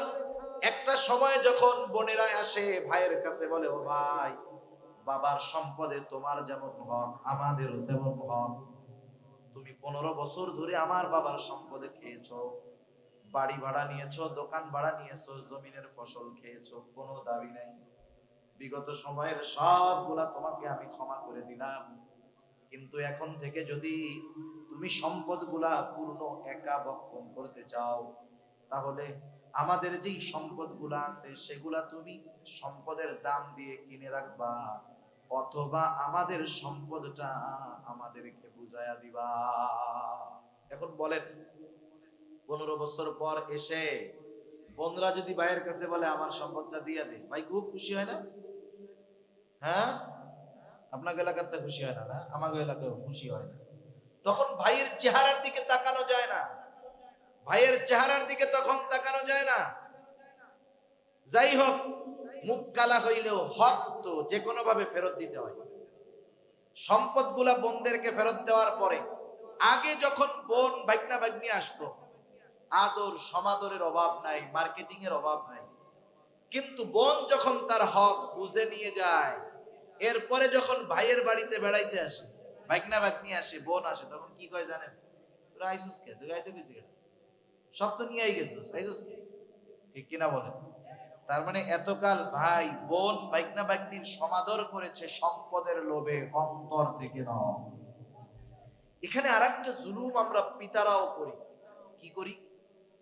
একটা জুলুম করি, সেটা হলো অনেক সময় অনেক বাবা দুনিয়ায় থাকতেই ছেলেদের নামে সম্পদ বেশি লেখা দিয়ে যায়। আগের থেকে কি করে, ছেলেদের নামে লেখা দিয়ে যায়।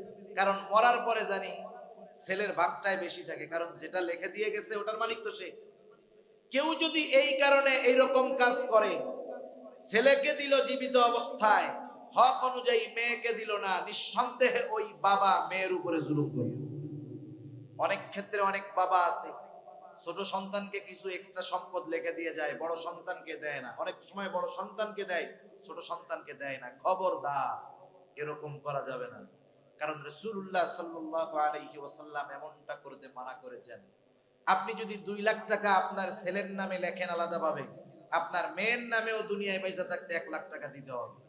আপনি বড় ছেলের জন্য আলাদা 10 শতক জমি কিনেছেন তার নামে, ছেলে যদি আরেকটা থাকে তার নামেও 10 শতক লিখতে হবে, মেয়ে থাকলেও তাদের নামে লিখতে হবে। আমাদের সমাজে অনেক বাবা এই কাজটা করে। বোনরা অনুপস্থিত, উনি জীবিত থাকা অবস্থায় ভাইরা ফুসলাইয়া বাপকে দিয়ে এরকম লেখায় নেয়। অনেক সময় বোনরা বাবাকে দিয়ে লেখায় নেয়। এই ধরনের কাজ যারা করে, করায়, নিঃসন্দেহে তারা জালেম। ঠিক কিনা বল? এখন এই ভাইয়ের দায়িত্ব হলো বোনের সম্পদগুলা সন্তুষ্টির সাথে ফেরত দিয়ে দেওয়া, কিন্তু বোনের সম্পদগুলা ভাই ফেরত দেয় না। যদি না দেয়, নিজে ভক্ষণ করার চেষ্টা করে, সম্পদের খেয়ানত হয়। আর আল্লাহ তাআলা কোরআনুল কারীমের মধ্যে বলেন, ইন্নাল্লাহা ইয়া'মুরুকুম আন তুআদ্দুল আমানাতি ইলা আহলিহা। আল্লাহ তাআলা বলেন, নিশ্চয় আল্লাহ তাআলা তোমাদেরকে আদেশ করতেছেন, ইন্নাল্লাহা ইয়া'মুরুকুম, কি আদেশ? আন তুআদ্দুল আমানাতি ইলা আহলিহা, যে তোমরা আমানত তার প্রকৃত হকদারের কাছে ফিরিয়ে দাও। এই জন্য আমার আপনার কাছে যদি কারো সম্পদ থাকে, ওই সম্পদের প্রকৃত মালিকের যদি জানা নাও থাকে, মনে নাও থাকে, আমার আপনার উপরে দায়িত্ব হলো ওই সম্পদটা যথাযথ সময় যথাযথভাবে প্রকৃত মালিকের কাছে ফিরাইয়া দেওয়া। যদি না দেই, আমানতের খেয়ানত হবে, বান্দার হক নষ্ট করা হবে, গুনাহ হয়ে যাবে অনেক। তাহলে আমানত 1 নম্বরে হয় সম্পদের মধ্যে, 2 নম্বরে হয় কথার মধ্যে আমানত। কথার মধ্যে আমানত, এটা আবার কেমনে হয়? রাসূলুল্লাহ সাল্লাল্লাহু আলাইহি ওয়াসাল্লাম বলেন, ইদা হাদাসা আর-রাজুলু সুম্মা ইলতাফাতা ফাহিয়া আমানাতু।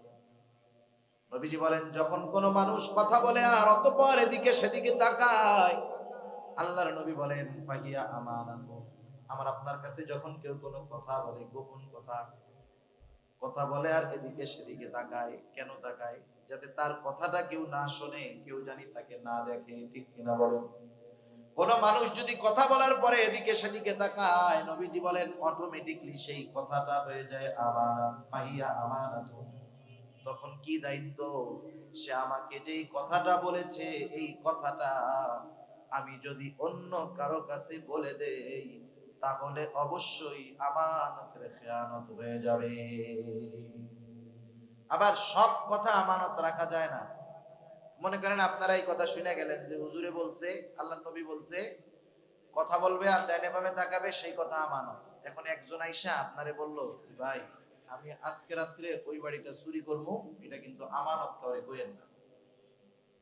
ডাইনে বামে তাকাইয়া বলছে যে আমি ওই বাড়ি চুরি করবো, এখন তো এটা আমানত হয়ে গেছে। আপনি চিন্তা করবেন যে হুজুরে কইছে, এখন যদি আমি বাড়িওয়ালারে বলে দেই যে তোমার বাড়ি চুরি করবে, তাহলে তো আমানতের খেয়ানত হয়ে গেল।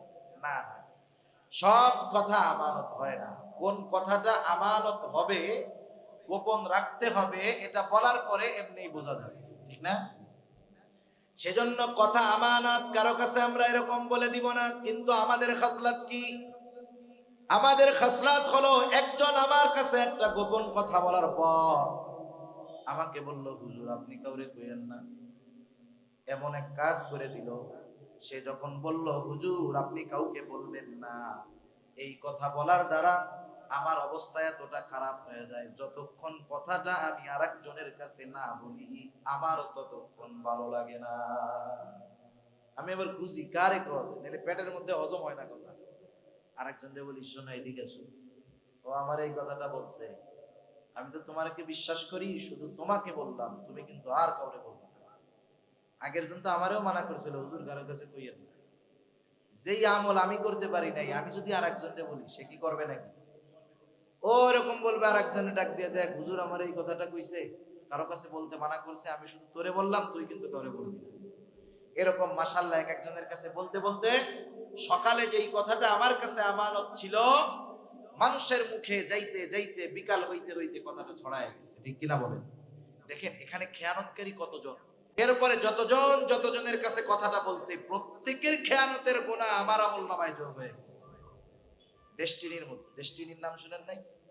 ওই 50 জন পরেও যদি একজন একটা প্রোডাক্ট কিনে অটোমেটিক আপনার অ্যাকাউন্টে টাকা জমা হবে। ছিল আর কি সিস্টেম, এগুলা সব ভুয়া সিস্টেম। ওই সময় হুজুররা কইছে, বিশ্বাস করে নাই। এই কিছুদিন আগে আর একটা বের হয়েছিল, যুবকরা কি জানি এসপিসি না কি বলেছিলেন নাকি, হ্যাঁ রিং এই কিনলে টাকা, মাশাআল্লাহ টাকা মেরে দিয়ে চলে গেছে এক জায়গা থেকে, আরো যাবে। এগুলা হুজুররা যখন বলে, হুজুরদেরকে বলে আনসোশিয়াল, হুজুররা কি অনলাইন বোঝে নাকি? আবার কিছু যুবক ঘুরতেছে বিটকয়েনের পেছনে, এইভাবে ঘুরে ঘুরে কিছু সময় লোভ পায়, একসাথে সব হারায়, তখন এই যে গলায় দড়ি দেওয়া হয়। সেজন্য এই ধরনের কোনো কিছুর পেছনে ছোটা যাবে না। ইসলাম এই ধরনের বেচা কেনা, এই ধরনের লেনদেন এজন্যই হারাম করেছে, যেখানে ধোঁকার সম্ভাবনা আছে। তা যাই হোক, আমি আমার কথার আমানত রক্ষা করতে পারি না, মানুষের কাছে বলে দেই। সেজন্য দুশ্মনও যদি হয় আমার, ওই দুশ্মনের কোনো কথা যদি আমার কাছে আমানত থাকে, খবরদার, দুশ্মনির কারণে আমি তার কথার খেয়ানত করব না। কারণ বলেন, নবীজি দুশ্মনের আমানতের খেয়ানত করছে? করে নাই, আমরাও করব না। 3 নাম্বার আমানত হয় দায়িত্বের মধ্যে আমানত। প্রত্যেকটা ছোট বড় দায়িত্ব আমানত। ইমাম সাহেবের ইমামতির দায়িত্ব আমানত, চাকরিজীবীর চাকরি আমানত, শিক্ষকের শিক্ষকতা আমানত। কেউ যদি দায়িত্ব পরিপূর্ণভাবে পালন না করে, ওই দায়িত্বের বিপরীতে যেই বেতন তার জন্য আছে, পরিপূর্ণ বেতন গ্রহণ করে দায়িত্ব পরিপূর্ণ পালন না করে, নিঃসন্দেহে সে দায়িত্বের আমানতের খেয়ানতকারী হয়ে যায়। আর আমরা কি চিন্তা করি? আমরা চিন্তা করি আমি যত ফাঁকি দিয়ে বেতনটা নিতে পারি, আমি চিন্তা করি দেখ আরেকজন গাদার কাটুনি খাইটাও 20,000, আমি ফাঁকি ঝুঁকি দিয়াও 20,000, আমি বড় চালাক। কিন্তু আমি আমার নিজের ক্ষতি করলাম, আমি দায়িত্বের খেয়ানত করলাম, লোকটাকে ধোঁকা দিলাম। সেজন্য প্রত্যেকটা দায়িত্ব আমানত, দায়িত্ব পালন করে এরপরে পরিপূর্ণ বিনিময় নিতে হবে, নাইলে বৈধ হবে না। এক বুজুর্গের ঘটনা শোনাই, ছোট্ট একটা ঘটনা। মাজহার নানুতুবি রহমাতুল্লাহি আলাইহি কেমন বুজুর্গ ছিলেন! উনি একটা মাদ্রাসায় পড়াইতেন, মাস শেষে সময় হিসাব করে, টাইম হিসাব করে তিনি বেতন নিতেন। একদিন ওনার ক্লাসের মধ্যে একটা লোক আসছে খুব জরুরি কথা বলার জন্য। লোকটা বলতেছে, হুজুর কথাটা এখনই বলতে হবে, সময় ক্ষেপণ করার সুযোগ নাই, খুবই জরুরি। হুজুর ক্লাস বন্ধ করে লোকটার সাথে কথা বললেন। উনি নোট করে রাখলেন, অমুক দিন অমুক ক্লাসে 10টা মিনিট সময় আমি আমার নিজের কাছে ব্যয় করেছি। উনি মাস শেষে যখন ওনার কাছে বেতন দেওয়া হলো, উনি সময় হিসাব করে 10 মিনিটের বেতন মাদ্রাসা কর্তৃপক্ষকে ফিরিয়ে দিলেন। অফিস থেকে জিজ্ঞাসা করা হলো, হযরত কি ব্যাপার? উনি বললেন, শোনেন, অমুক দিন অমুক ক্লাসে 10টা মিনিট সময় আমি মাদ্রাসার ছাত্রদেরকে পড়াই নাই, নিজের কাজে ব্যয় করেছি। এই 10টা মিনিটের বেতন আমার জন্য নেওয়া বৈধ হবে না, এই জন্য এই 10 মিনিটের বেতন আমি ফেরত দিয়ে দিলাম। কিন্তু আমরা কি করি? দায়িত্ব ফাঁকি দিয়ে কেমন করে আরো এক্সট্রা ইনকাম করা যায় সেটার চিন্তা করি। ঠিক কিনা বলেন? এটা সর্বক্ষেত্রে হয়, অনেক ক্ষেত্রে হয়। কত উদাহরণ দিব, কথা অনেক আসে, সময়ের কারণে বলতে মন চায় না। যেমন শিক্ষা জাতির মেরুদণ্ড, শিক্ষা জাতির মেরুদণ্ড। Education is the backbone of nation, না? অনেক আগে পড়ছি, মনে নাই। তা যাই হোক, শিক্ষা জাতির মেরুদণ্ড। যারা শিক্ষা দেন, শিক্ষক, তারাই মেরুদণ্ডের প্রস্তুতকারক। তারা থাকবেন নীতি নৈতিকতার সর্বোচ্চ শিখরে। ঠিক কিনা বলেন? কিন্তু আমাদের দেশে কি হয়, আমরা ছোটবেলা যখন পড়াশোনা করেছি স্কুলে, ক্লাসের মধ্যে টিচার যখন কোনো পড়া আমাদেরকে বোঝানোর চেষ্টা করেছেন, বুঝতে পারি নাই, শিক্ষকেরা স্বউদ্যোগী হয়ে আমাদেরকে বলতেন যে এই ছুটির পরে সবাই যাবে, তোমরা যাবা না। ক্লাসের পরে সবাই চলে গেছে, খেলাধুলা করতেছে, আমাদেরকে বসায় রাইখা বিনা টাকায় বিনা পারিশ্রমিকে ওই পড়া বুঝবার পরে বোঝানোর পরে এরপরে বাড়ি যাওয়ার সুযোগ দিত শিক্ষকেরা। এখন এর সব শিক্ষক না, কিছু শিক্ষক কি করে, ক্লাসে অঙ্ক করাইতে গেছে, ব্ল্যাকবোর্ডে যায় প্রথম অঙ্ক করে, এটা স্যারদের মানে মডেল, যাইয়া প্রথম একটা ধুমাধাম ব্ল্যাকবোর্ডে একটা অঙ্ক করবে, এরপরে বলবে তোমরা কে কে বুঝতে পারছো। এবার 20 জন ছাত্রের মধ্যে 4 জন দাঁড়াইছে, স্যার আমরা বুঝতে পারছি, বাকি 16 জন বুঝতে পারে নাই। এখন বলেন টিচারের দায়িত্ব কি?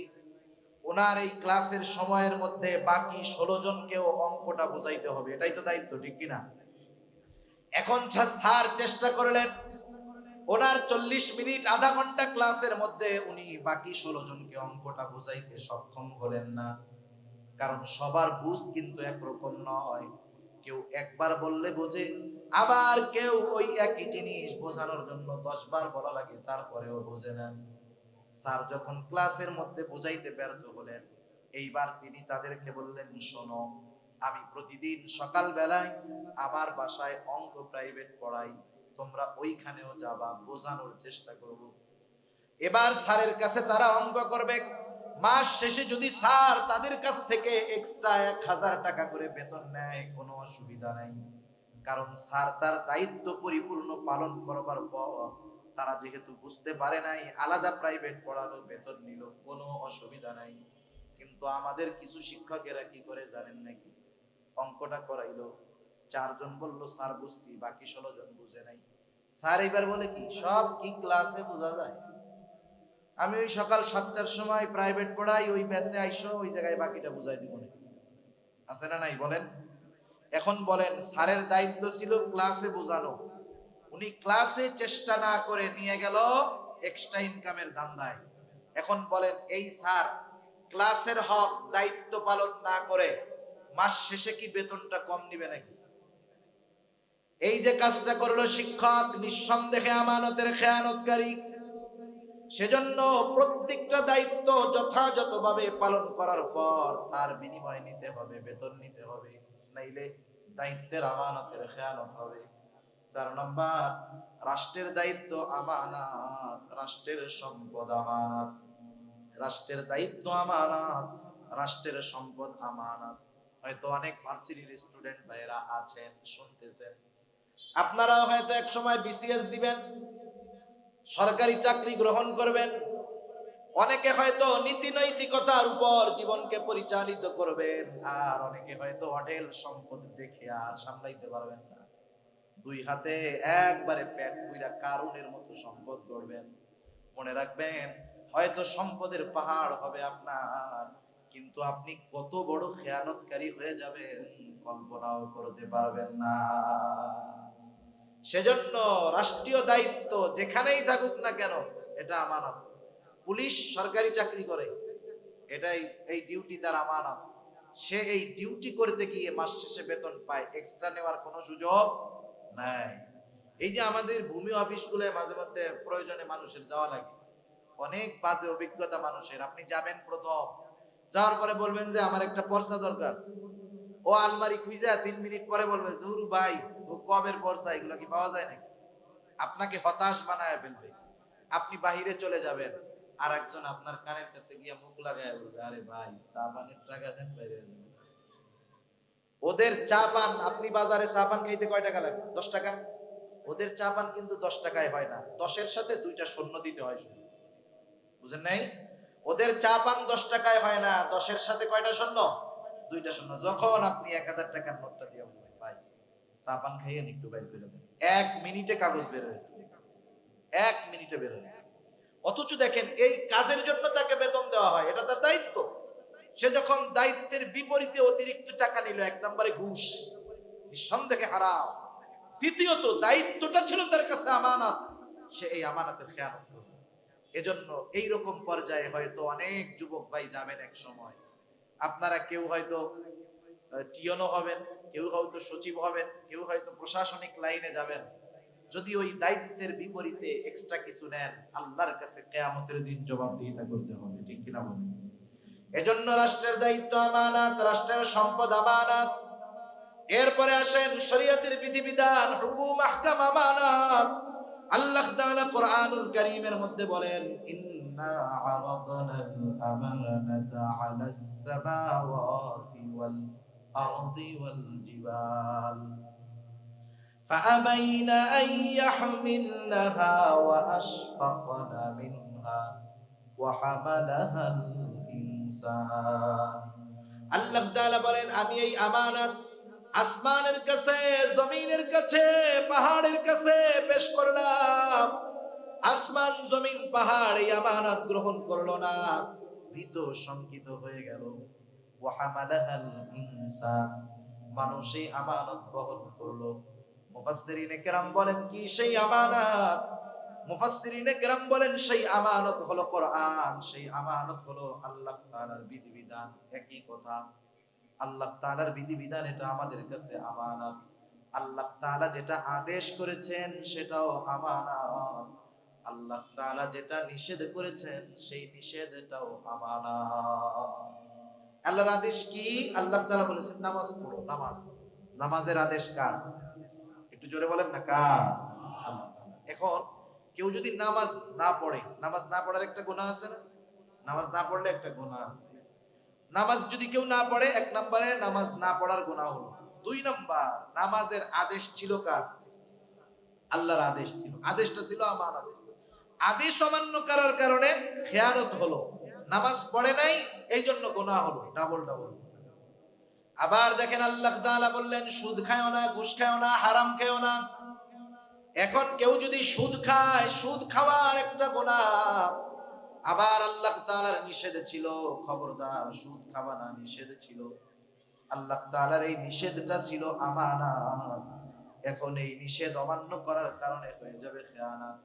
এই জন্য সকল প্রকার গুনাহ করা আল্লাহর পক্ষ থেকে নিষেধ যখন আমরা কোনো গুনাহ করি পাপ করি যেই গুনাহটা করি যেই কাজটা করি পাপটা করি তার বিপরীতে গুনাহ হয় শুধু তাই না গুনাহ করার দ্বারা প্রতিটা গুনাহর পেছনে আবার খেয়ানত থাকে মনে করেন একজন হাতের গুনাহ করলো চোখের গুনাহ করলো চোখের গুনাহ করছে এটার একটা গুনাহ তার আমলনামায় যোগ হয়ে যাবে আর আল্লাহ তাআলা সেই জন্য বলেন ইয়ালামু খাইনাতাল আয়ুনি ওয়া মা তুখফিস সুদূর আল্লাহ তাআলা বলেন তিনি জানেন তোমরা চোখের কি খেয়ানত করো শুধু চোখের খেয়ানতের ব্যাপারে তিনি জানেন এমনটা নয় তোমরা অন্তরের মধ্যে কি লুকায় রাখো দুনিয়ার কেউ জানে না জানে কে সেজন্য দেখেন আমরা মোবাইলে যদি গুনাহ করি মোবাইলে যখন কেউ গুনার জিনিস দেখে দেখে তো তাই না দেখলে কি হয় চোখের গুনাহ হয়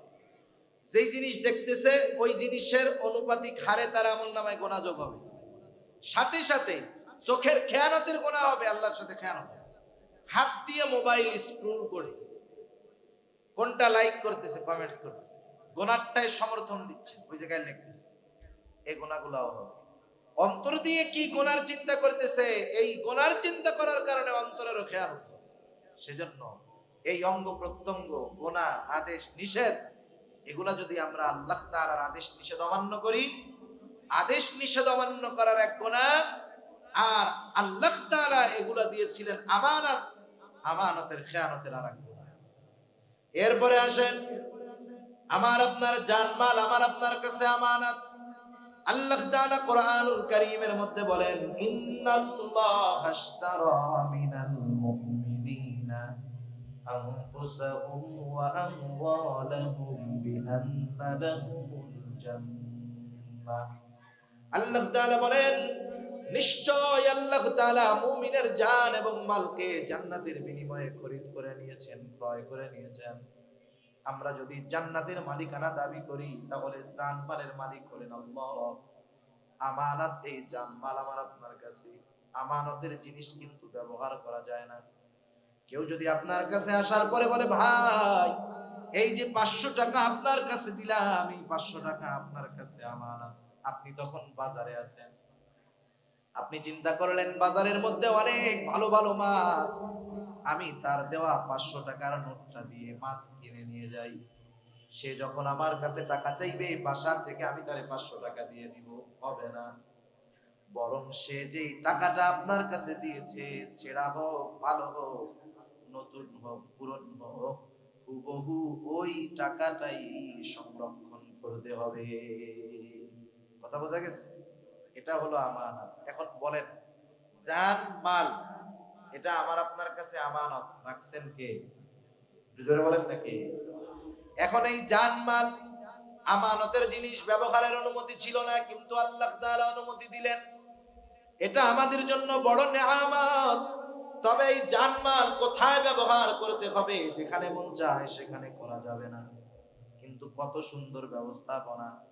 নবীজি বলেন, জানমাল ব্যয় করবে, সম্পদ ব্যয় করবে, তবে অপচয় করবে না। আল্লাহ নিষেধ করেছেন অপচয় করতে। ব্যয় করবে নিজের পরিবারের জন্য, সন্তানের জন্য, খাওয়াবে, পড়াবে। নবীজি বলেন, পরিবারের জন্য যা ব্যয় করা হয় তা সাদাকা। মা বাবার জন্য ব্যয় করবে, অঢেল পরিমাণ ব্যয় করবে। মা বাবার জন্য কোনো অসুবিধা নাই, পরিবার পরিজনের জন্য ব্যয় করবে, ভাই বোনদের জন্য ব্যয় করবে, প্রতিবেশীর জন্য ব্যয় করবে, দ্বীনের কাজে ব্যয় করবে, মাদ্রাসায় দিবে, মসজিদে দিবে, গরিবদেরকে দিবে। মাহফিল যদি একা পারে প্রতি বছরে 6টা করবে, কোনো অসুবিধা নাই।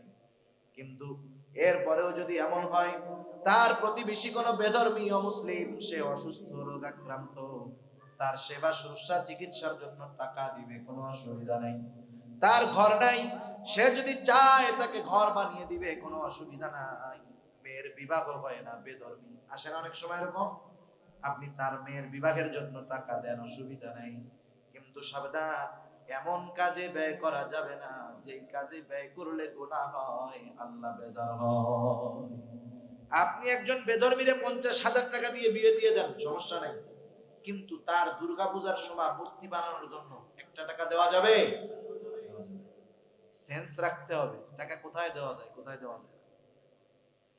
আপনি দ্বীনি কাজে অর্থ দিচ্ছেন, না পারলে শ্রম দিচ্ছেন, সমস্যা নাই। অনেক সময় অনেকে গোনার কাজে টাকা দিতে পারে না, বলে কি আরে টাকা দিতে পারলাম না, তাতে কি আয়, তোদের সাথে পয়সা পয়সা 2-3টা বাস গাইডা দিই, এতেও তো তোদের সাথে শরীক থাকলাম, তাই না? এই শ্রম, এই শক্তি এমন কাজে ব্যয় করা যাবে না যেখানে ব্যয় করলে গুনাহ হবে, যেখানে ব্যয় করলে আল্লাহ বেজার হবে। কিন্তু মাঝে মধ্যে এই টাকা দিয়া বিড়ি সিগারেট কিনে খাওয়া যাবে, যাবে না? বিড়ি সিগারেট কিনে খাওয়া যাবে না? যারা খায় বিড়ি সিগারেট, এটা মাকরুহ, মাকরুহে তাহরিমি না হারাম, সে মাসালা একদিকে রাখেন। কিন্তু কোন আল্লাহর বান্দা বলতে পারবেন যে সিগারেট খাইলে উপকার আছে? একটু জোরে বলেন না, উপকার আছে বলতে পারবেন? কেউ বলতে পারবেন না। বরং সিগারেট খাইলে কি হয় একমাত্র সত্য কথা সিগারেটের প্যাকেটের গায়ে লেখা থাকে। বাজারে জুস পাওয়া যায় না, জুস, ম্যাঙ্গো জুস, লেখা থাকে 100% ম্যাঙ্গো জুস। কিন্তু খোঁজ নিয়ে দেখেন 95% আছে উত্তরবঙ্গের কম দামি কুমড়া। ওই কুমড়া প্রসেস করে ফুড ফ্লেভার দিয়ে, নামমাত্র কিছু আম দিয়ে ওইটারে ম্যাঙ্গো জুস বানায় ফেলছে। মিথ্যা কথা। কিন্তু সিগারেটের গায়ে যেটা লেখা থাকে ওটা চরম সত্য কথা, ঠিক কিনা বলেন? বরং সিগারেটের গায়ে ক্ষতির পরিমাণ যত বাড়ায় লেখে, ওইটা বেচা কেনা আরো তত বেড়ে যায়। এক সময় লেখা ছিল ধূমপান স্বাস্থ্যের জন্য ক্ষতিকর, 2-3 টাকা দিয়ে মানুষ একটা গোল্ড লিফ সিগারেট কিনে খাইতো। একবার সরকার ট্যাক্স বাড়ায়, ওরা ক্ষতির পরিমাণ বাড়ায়। একবার লেখে শ্বাসকষ্টের কারণ, একবার লেখে ধূমপানে ক্যান্সার হয়, এরপরে লেখছে ধূমপান হৃদরোগের কারণ, 10 টাকা করে বিক্রি করছে গোল্ড লিফ সিগারেট। এরপরে সরকার আবার ট্যাক্স বাড়াইছে, এখন দামও বাড়াইছে। ওরা এবার লেখছে কি লেখবো, এবার লেখছে ধূমপান মৃত্যু ঘটায়, 12-13 টাকা দাম মনে হয় তুমছে কিনা খায়, ঠিক কিনা বলেন? এখন বলেন, ওরা তো ক্ষতি লেখলো, ধূমপান মৃত্যু ঘটায়, এরপরে যদি সরকার ট্যাক্স বাড়ায়, এরপরেও তো নতুন কোন শব্দ লিখতে হবে। কি লিখবে? আমি চিন্তা করতেছি তখন লিখবে যে ধূমপান জাহান্নামে, ধূমপান মৃত্যু পর্যন্ত তো লেখা শেষ, আর তো বড় ক্ষতি নাই।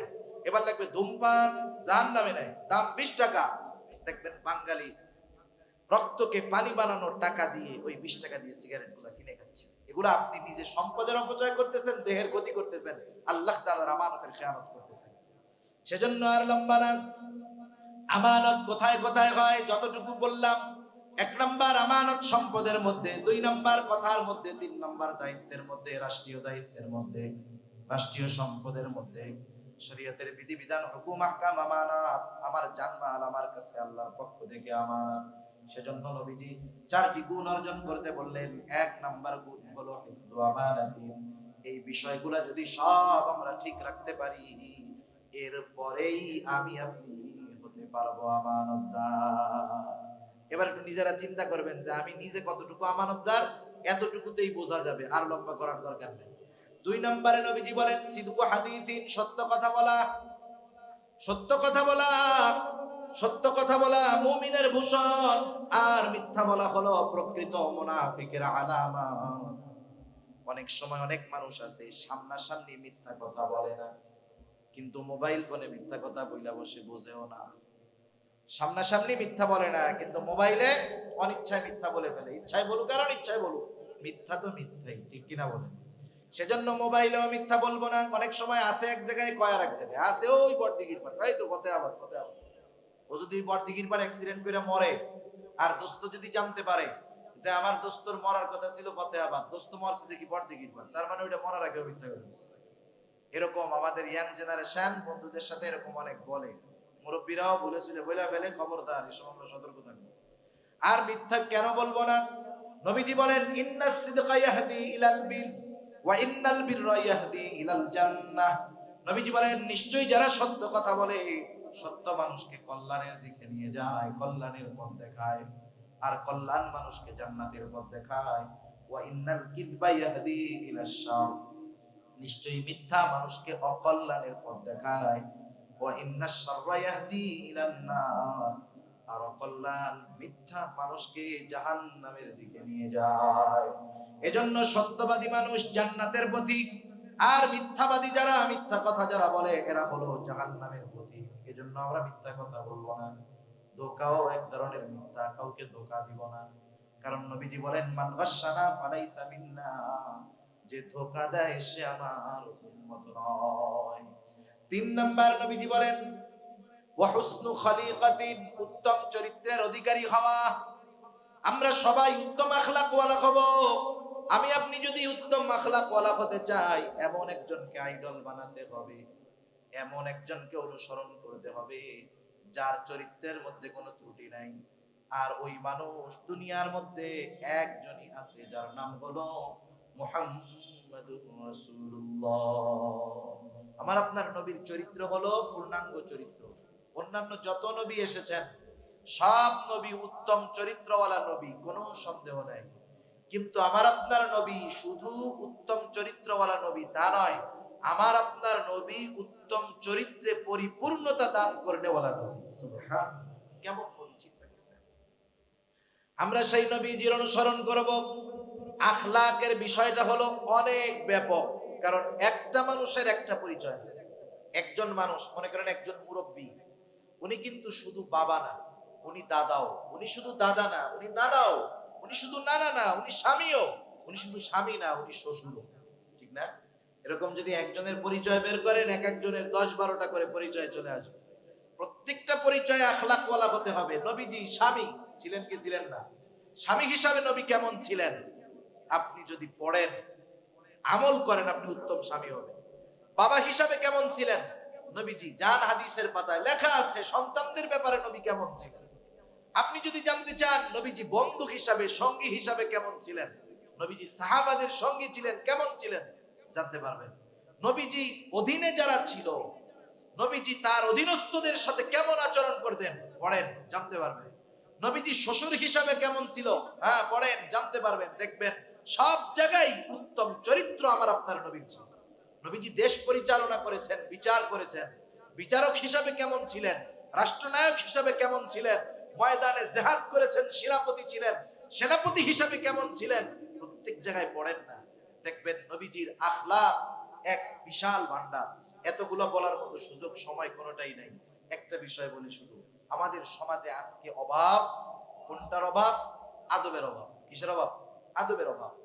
আজকে মুরব্বীদেরকে আমরা সম্মান করি না, এটা ঠিক না। কারণ নবীজি বলেন মাল্লাম ইয়ারহাম সগীরানা ওয়ালাম ইউক্কির কাবীরানা ফালাইসা মিন্না।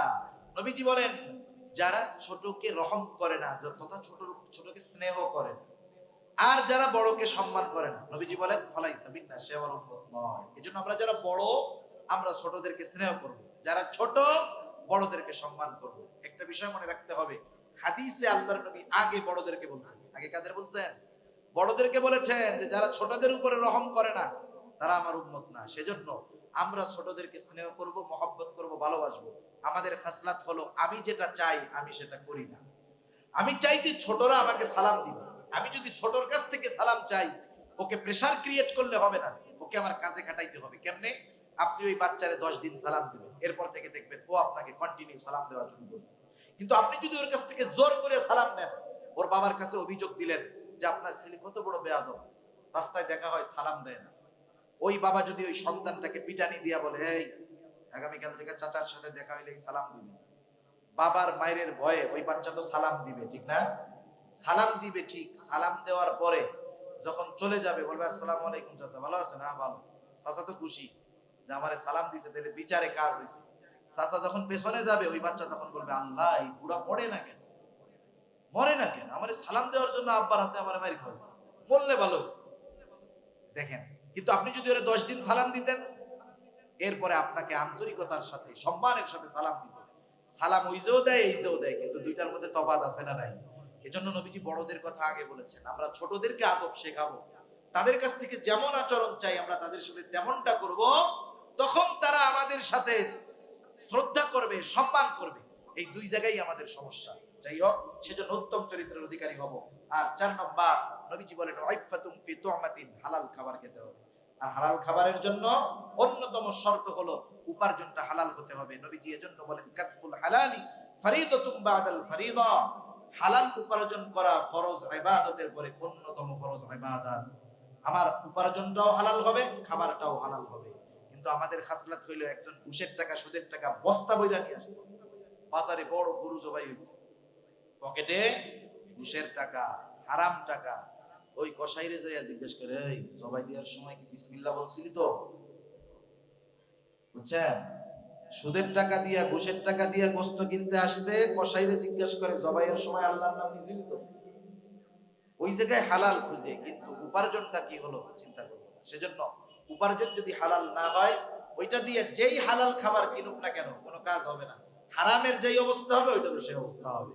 এজন্য আমরা উপার্জন হালাল করব।